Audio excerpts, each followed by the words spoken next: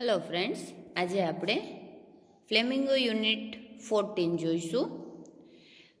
Doctor Singh woke up after 4 hours sleep. Doctor Singh છે તે 4 કલાકની ઊંઘ બાદ ઉઠ્યા. On his way to his office his 10-year-old son asked him. જ્યારે એ પોતાના ઓફિસ જવાના રસ્તે આગળ વધતા હતા ત્યારે એના 10 વર્ષના પુત્રે એને પૂછ્યું, daddy, what is a Trojan horse? પપ્પા, ટ્રોજન હોર્સ એટલે શું? It's a long story sonny. Doctor Singh એને સમજાવતા કહે છે કે એ તો બહુ લાંબી વાર્તા છે Sunny. The city of Troy was attacked by the Greek army. અને એ વાર્તા કંઈક આવી છે કે ટ્રોય નામનું નગર છે એના ઉપર ગ્રીક સૈનિકોએ આક્રમણ કરેલું હતું. The Greeks could not enter the city. હવે ગ્રીક્સ એટલા બધા બળવાન ન હતા કે તે ટ્રોયના સિટીમાં ઘૂસી શકે. સો દે પ્લેડ અ ટ્રીક, એટલે એણે એક યુક્તિ વાપરી. They let the effigy of a horse outside the gates. એણે શું કર્યું કે જે એના મેઇન દરવાજા હતા, ટ્રોયના મુખ્ય નગરના દરવાજા હતા, એની બહાર ઘોડાની પ્રતિકૃતિ મૂકી દીધી. The Trojans took the horse in. કેટલા દિવસથી ઈ મોડેલ છે ઘોડાનું, ઈ એમને બહાર પડ્યું રહ્યું. અને જે ટ્રોજન્સ હતા, ટ્રોયના લોકો હતા, એને એવું થયું કે આ તો કોક આપણને ગિફ્ટ આપવા કે કોઈ પણ કારણસર આ મૂકી ગયું છે, ઘોડો તો હલતોય નથી, આ તો એનું મોડેલ છે. એટલે એ લોકોએ હોર્સને પોતાના નગરની અંદર લઈ લીધો. That is how the Greeks got in and Troy fail.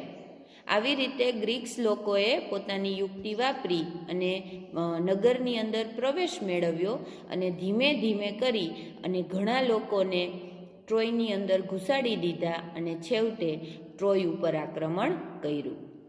The disturbing thought came to doctor Singh. આ વાત હજી ડૉક્ટર સિંઘ પોતાના પુત્રને કરતા હતા ત્યાં જ એક ન ગમે એવો વિચાર એના મગજમાં આવ્યો.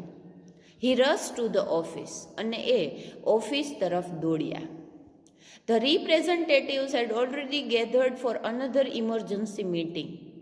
પ્રતિનિધિઓ છે એ બધા જ એકઠા થયા હતા. કોના માટે? For another emergency meeting. બીજી ઇમરજન્સી મીટિંગ છે એના માટે બધા જ પ્રતિનિધિઓ ત્યાં ગોઠવાઈ ગયા હતા. The chairman congratulated doctor Singh. એના ચેરમેન છે એ ડૉક્ટર સિંઘને અભિનંદન આપે છે. Thank you mister Singh, we will get pioneer 10 intact. Mister Singh, તમારો આભાર. આપણે આપણું પાયોનિયર 10 છે એ સહી સલામત અવસ્થામાં પાછું મેળવ્યું છે. Otherwise we would have destroyed it. જો તમે ન કીધેલું હોત તો આપણે એનો નાશ કરવો પડત. Doctor Singh said. Doctor Singh પોતાની વાત કરે છે. Sir, I am grateful that you listen to me earlier. મને તમારો ખૂબ આભાર માનું છું સાહેબ કે તમે મને અગાઉ સાંભળો. Now again I request you to listen to me attentively. હવે ફક્ત હું અત્યારે પણ એક રિક્વેસ્ટ કરું છું, આજીજી કરું છું કે તમે મને અત્યારે પણ ધ્યાનથી સાંભળો. અટેન્ટિવલી, ધ્યાનથી, clearly, focused. Sir, before we get it back, new test are needed. આપણે પાયોનિયર 10ને આપણા સ્પેસ સેન્સર્સમાં લઈએ, આપણા ઓર્બિટમાં લઈએ, આપણા અંતરિક્ષમાં આવવા દઈએ, એની પહેલાં નવા પરીક્ષણોની જરૂર છે. And I have taken the liberty of dispatching Takeno from SS6 on a new mission. અને મેં મારી ફરજના ભાગરૂપે એક સ્વતંત્રતા લીધેલી છે કે મેં ટકેનો નામનું જે આપણું યંત્ર છે એને નવા મિશન ઉપર મોકલી દીધેલું છે. He is going to use electron beams for taking pictures. હવે આપણે જે અગાઉના પિક્ચર્સ હતા એનાથી પણ વધારે ઇલેક્ટ્રોન બીમનો ઉપયોગ કરેલા એના ચિત્રો છે એ લેવા માટે એને મોકલવાની સૂચના અપાયેલી છે. But what will we learn by this method?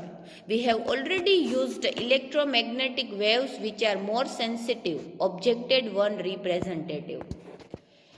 જ્યારે ડૉક્ટર સિંઘ છે એ આ વાત એના ચેરમેનને રજૂ કરે છે ત્યારે એક પ્રતિનિધિ છે એનો વિરોધ કરતા કહે છે, but what will we learn by this method? આપણે આ પ્રકારની મેથડથી પદ્ધતિથી શું શીખીશું? We have already used electromagnetic waves which are more sensitive. આપણે એના કરતાં પણ વધારે સેન્સિટિવ, વધારે ઝીણવટથી, બારીકાઈથી જે તપાસ કરી શકે એવા ઇલેક્ટ્રોમેગ્નેટિક વેવનો તો ઉપયોગ કરી જ લીધેલો છે. With our new test, we will soon know whether the spacecraft is Pioneer 10 or a Trojan horse. આપણે આપણા નવા પરીક્ષણથી એટલું નક્કી કરી શકશું કે આ સ્પેસક્રાફ્ટ છે એ ખરેખર આપણું પાયોનિયર 10 છે કે ટ્રોજન હોર્સ છે. એટલે કે ટ્રોજન હોર્સ કોના માટે વપરાય? કે જેનો દેખાવ છે એ અલગ હોય અને એની અંદર જે બાબત રહેલી છે એ અલગ હોય. જેમ ટ્રોજન હોર્સમાં ગ્રીક્સ લોકોએ જે કરામત કરેલી હતી કે પ્રતિકૃતિ છે એ ઘોડાની હતી, પણ એની અંદર એને માણસો રાખેલા હતા કે જે અંદર જઈ અને ટ્રોયના લોકોને અટેક કરવા માટે ઉશ્કેરે છે, પોતાના વધારાના લોકોને અંદર આવવાની સગવડ કરી આપે છે અને એવી રીતે ટ્રોયનો વિનાશ કરે છે. એટલે ખરેખર ડૉક્ટર સિંઘ એમ કહે છે કે પાયોનિયર 10 છે એ ખરેખર આપણું